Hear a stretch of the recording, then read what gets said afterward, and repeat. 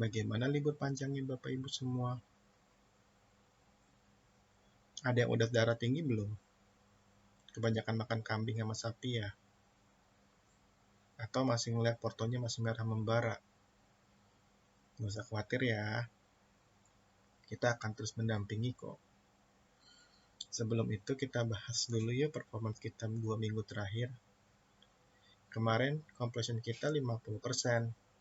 Cukup mengenaskan ya, hampir turun 50% dari 100%. Dan alhamdulillah kita mulai naik lagi sekitar 16,67%. Hal itu dikarenakan 2 minggu sebelumnya itu Foru dan Friends sudah mencapai target completion-nya. Hanya selis yang masih menuju in progress-nya. Kalau untuk minggu kemarin, alhamdulillah hanya AGRS yang masih dalam progress. Dua lainnya mencapai target T1-nya. Meskipun achievement dari pergerakan sahamnya mayoritas turun. Hal itu dikarenakan ada libur Idul Adha. Libur panjang tuh. Pada kemana nih? Liburan atau memang di rumah aja? Kalau untuk 2 minggu sebelumnya, hanya selis yang masih in progress dengan mengalami kenaikan 0,63%. Sangat oke ya. Forum masih mau tutup gap dan Friend masih sideways. Dan diperkirakan akan naik di minggu ini. Ya udah, sebelum kita bahas 3 emiten, ada baiknya kita membahas pergerakan IHSG dulu ya. Kalau Bapak Ibu mengikuti Telegram kita sering menginformasikan atau melakukan reminder bahwasanya IHSG di bulan Juni adalah kunci untuk perbaikan dari ekonomi kita, apakah mulai ada peningkatan ataupun ada perlambatan. Ternyata kalau kita bedah akan terlihat tuh apakah skenario-nya masih sama dengan skenario awal atau ada sedikit adjustment. Kita bahas dari candle-nya dulu yuk secara teknikal. Secara teknikal sendiri masih dalam kondisi sideways ya, tapi menuju turun. Dimana kalau misalkan IHSG itu kondisinya turun dikarenakan pelemahan dari demand-nya, hal itu terlihat tuh demand dari MACD-nya menunjukkan hijau muda, artinya dia mau turun, apalagi sinyalnya itu mendekati dead cross. Namun tidak perlu khawatir, kita melihat adanya potensi bullish regular divergence. Di sini ada terlihat divergensi di mana harganya turun namun demand-nya mulai naik. Indikator demand ya. Namun lebih valid lagi jika indikator dari RSI maupun yang lain itu menunjukkan harga naik. Menunjukkan indikator naik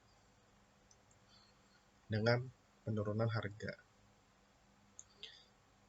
Kalau dilihat dari demand-nya sendiri, sudah terlihat MACD-nya itu mulai melemah, di mana demand-nya itu menuju ke distribusi dan signalnya itu hampir mau mendekati yang namanya dead cross. Kalau untuk RSI-nya masih dalam kondisi dead cross, jika ada lonjakan demand, maka otomatis RSI-nya akan golden cross.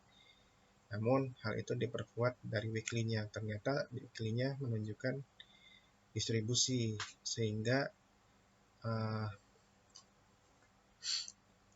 ekonomi Indonesia itu masih melakukan perlambatan. Hal ini dikarenakan kemungkinan ada terjadinya inflasi yang mengakibatkan harga bahan pokok itu mulai naik. Hal ini ditunjang juga tuh sama RSI-nya, masih kondisinya dead cross dan belum ada tanda-tanda mengalami golden cross, sehingga besar kemungkinan perbaikan ekonomi itu akan dimulai dari September 2023 maksimal.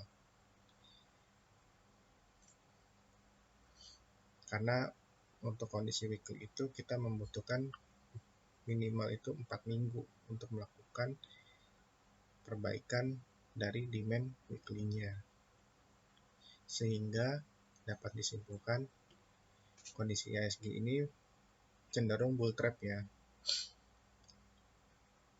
karena di sini ada target bearish AB sama dengan CD, di mana dengan targetnya itu ada di 6661 dan 6778.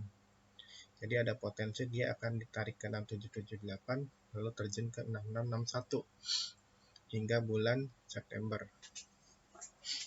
Atau lebih baik lagi dia mengikuti pola yang warna biru sebelumnya tuh, diterjunkan ke bawah dulu baru naik ke atas. Lebih enak seperti itu sih daripada naik untuk turun. Jadi jika IHSG berada di atas 6658, maka pos kenaikannya di N1 6676, N2-nya di 6731, N3-nya di 6780. Tapi kalau misalkan harganya di bawah 6658, maka pos penurunannya di T1 6634, T2-nya di 6662, T3-nya di 6586. Kalau untuk kondisi demand-nya memang masih low demand ya. Hal itu ditunjukkan dari MACD-nya serta RSI-nya itu dead cross, tapi masih dalam fase akumulasi. Jadi asing cenderung untuk akumulasi perlahan hingga sampai bulan September. Jadi untuk prinsip sell in May and go away itu masih berlaku ya.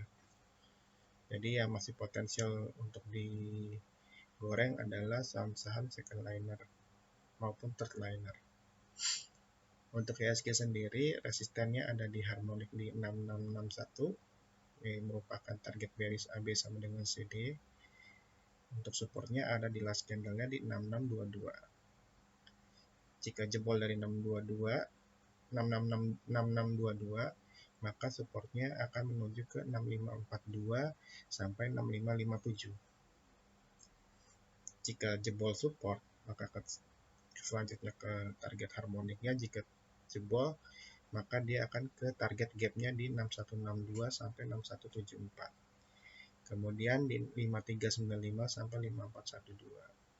Kalau untuk jebol gap ya, kemungkinan persentasenya kurang lebih masih 25% untuk saat ini.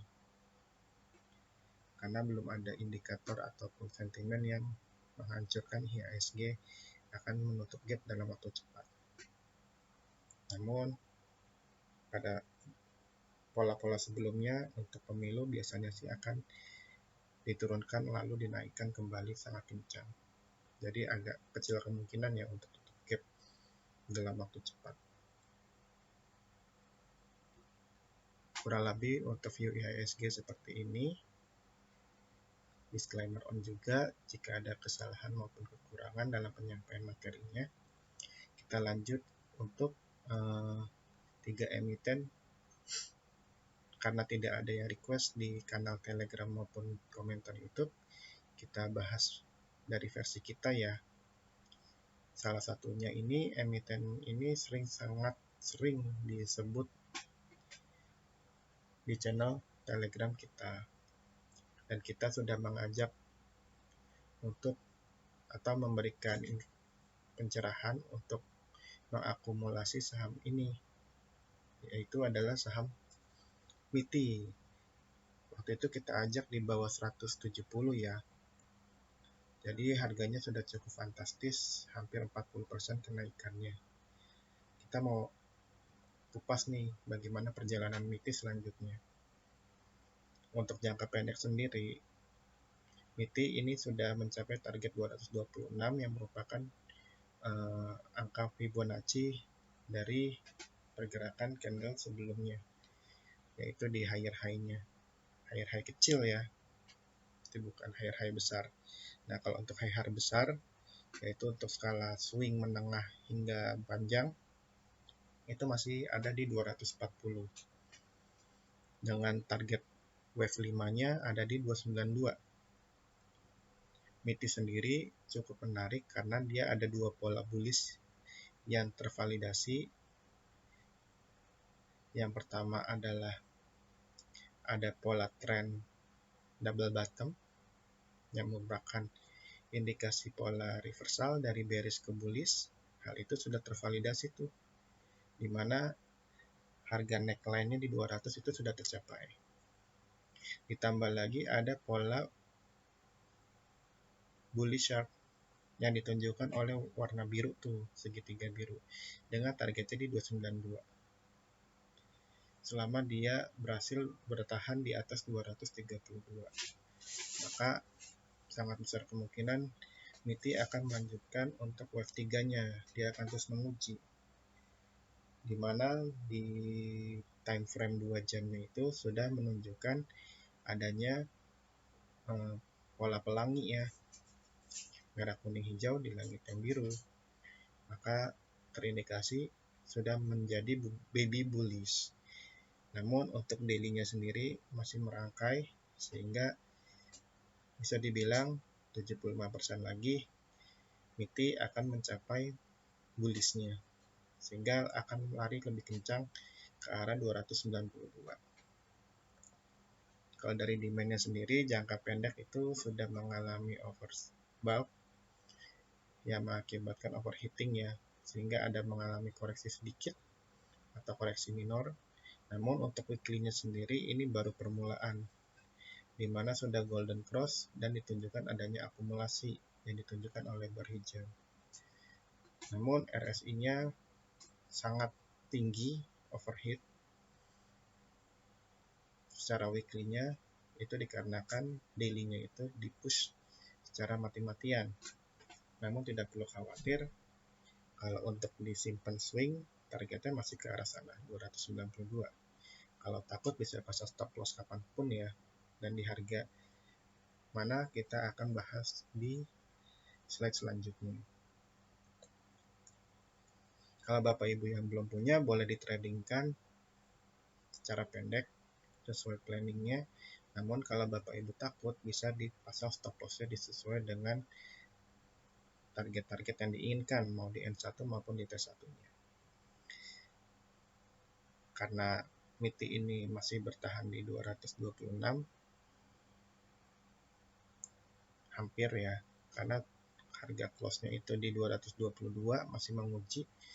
Jika dalam 1-3 hari ke depan itu kepentok 226, maka dia akan mengalami penurunan nih, karena harganya di bawah 222, dengan pos penurunannya di T1 di 208, T2-nya 189, T3-nya 172, untuk mengalami koreksi tuntas di 168. Namun itu sangat kecil kemungkinan ya. Namun bisa saja sih jika market maker berkehendak. Namun jika MITI berhasil jebol 226, maka pos kenaikannya ada di N1232, N2-nya di 240, dan N3-nya di 264. Dan dia akan menguji kembali Fibonacci-nya di 274 dan wave 5-nya di 292. Untuk indikator demand-nya hanya RSI yang menunjukkan overbought atau overheat. Kurang lebih semuanya masih oke, di mana ada golden cross dan juga high demand. Untuk resistennya sendiri ada di 226 sampai 232. 226 ditunjukkan oleh Fibonacci terakhir, dan 232 itu ditunjukkan oleh last higher low. Untuk supportnya sendiri ada di Fibonacci di 208, yaitu Fibonacci terdekatnya.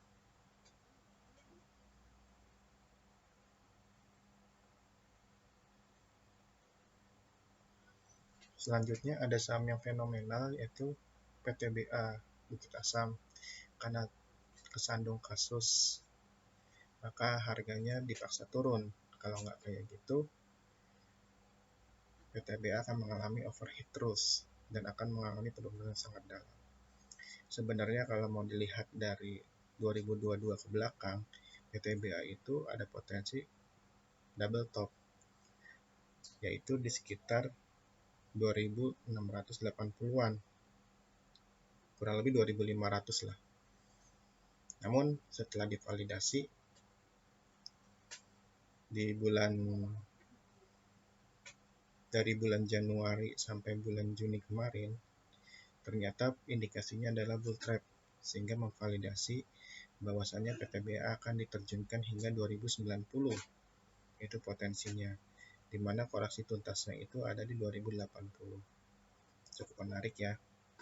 Kalau memang mau ambil, disarankan di harga-harga yang ditentukan oleh Fibonacci maupun dari kita. Jadi 2080-2090 boleh dicicil ya untuk PTBA. Kalau untuk daily-nya sendiri memang ditunjukkan masih low demand banget tuh, apalagi sebentar lagi menuju dead cross. Sedangkan untuk RSI-nya sudah dead cross dan memang akan terjun ke bawah untuk akumulasi. Ditunjang juga untuk MACD weekly-nya masih dead cross dan juga distribusi, dan ditambah lagi weekly-nya sudah dead cross.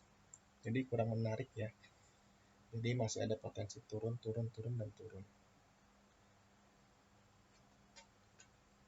Kira-kira turunnya sampai berapa sih? Jadi potensi penurunan PTBA jika harganya tidak bisa mencapai 2840, maka pos penurunan itu bisa mencapai T1 2590, T2-nya di 2430, syukur-syukur T3-nya di 2090 sampai 2080. Kita bisa ambil di situ atau di gap-nya ya. Jika PTBA itu berhasil di atas 2840, maka potensi kenaikannya di N1 di 2868, N2-nya di 3000, N3-nya di 3364. Untuk MACD-nya masih kurang menarik, masih ada low demand, semuanya sih kurang lebih masih kurang menarik ya. Volumenya masih ada akumulasi kecil di 2 jam. Untuk RSI-nya juga masih akumulasi tapi udah dead cross. Untuk MACD-nya dia golden cross di 2 jam namun kondisinya masih low demand. Untuk resistennya sendiri di 2868, untuk MA20 dalam fase 30 menit. Untuk supportnya itu ada di harmonic Fibonacci-nya di 2090. Perhatikan juga gap-gap terdekat untuk kita akumulasi ya, kalau memang tujuannya untuk diinvestasikan, yaitu di gapnya di 2430 sampai 2440, 2150 sampai 2120, 1985 sampai 1975. Ini untuk gap terdekatnya ya. Syukur-syukur dikasih ke 1900-an lagi. Kelemahan dari BUMN ya seperti itu, digoreng cepat, terjunnya juga sangat cepat.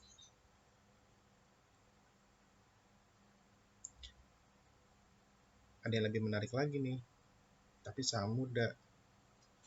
Buat yang berani aja ya. Ada saham namanya Dewi. Bukan sang dewinya Titi DJ, tapi di sini adalah Dewi Sri Farmindo. Terjun bebas ya, dari 300-an sekarang mau menuju harga IPO-nya kembali di 100. Kalau dilihat dari volumenya, ini volume sisir ya kemungkinan, jadi ada transaksi repo. Indikasinya seperti itu.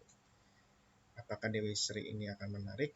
Tentu saja sangat menarik, karena ada gap-gap atas yang siap untuk ditutup nih. Syukur-syukur langsung ditutup dalam waktu cepat.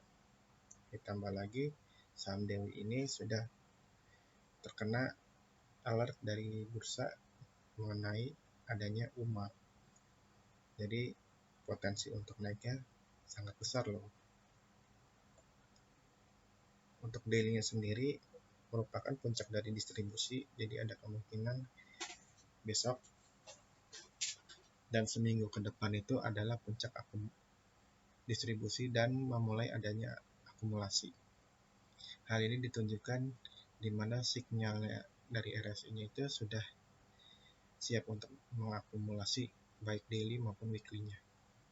Kalau untuk weekly-nya sendiri masih ada potensi, masih puncak distribusi. Jadi bull trap ya.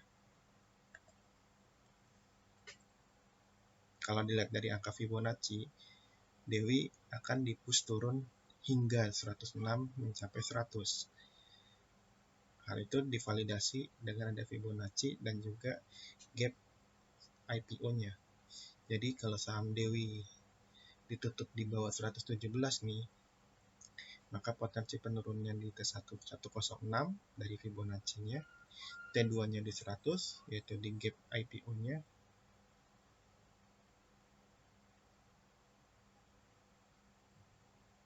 kemudian T3-nya di 58. Sedangkan untuk pos kenaikannya, jika berhasil di atas 117, N1-nya di 128, N2-nya di 150, N3-nya di 176. Untuk MACD, RSI masih belum bagus. Hanya RSI sinyalnya sudah menunjukkan oversold. Untuk volumenya ada small accumulation. Ditambah lagi ada gap-gap yang sangat menarik nih. Kita sebutin yuk, di 109 sampai 128, 146 sampai 150, 150 sampai 176, 176 sampai 206, 206 sampai 242. Jadi kalau ditarik sampai 242 cukup oke ya. Hampir 100% tuh langsung. Resistennya sendiri ada di 128 yang merupakan lower high-nya. Untuk supportnya sendiri ada di 106 berdasarkan Fibonacci-nya. Gitu deh untuk insight kita minggu ini. Semoga bisa memberikan pandangan atau pencerahan buat Bapak Ibu yang mau one day trading maupun mau invest ya. Sekali lagi, untuk membantu channel kita lebih berkembang, jangan lupa ya dukung kami. Caranya cuma cukup like aja kok. Dipencet tombol langganannya atau subscribe-nya. Digoyangkan handphonenya. Digetarkan, dipencet tombol loncengnya. Jadi biar nggak ketinggalan tuh pencerahan-pencerahan dari kita. Dan kalau Bapak Ibu mau menambah amal jariah, jangan lupa dibagikan ya. Mau di LinkedIn, di grup arisan, di grup WA, ataupun di grup keluarga. Pokoknya dimanapun deh. Di-share ya. Kalau mau belajar juga bisa kok. Mampir aja ke link tree kita. Terima kasih sudah menonton.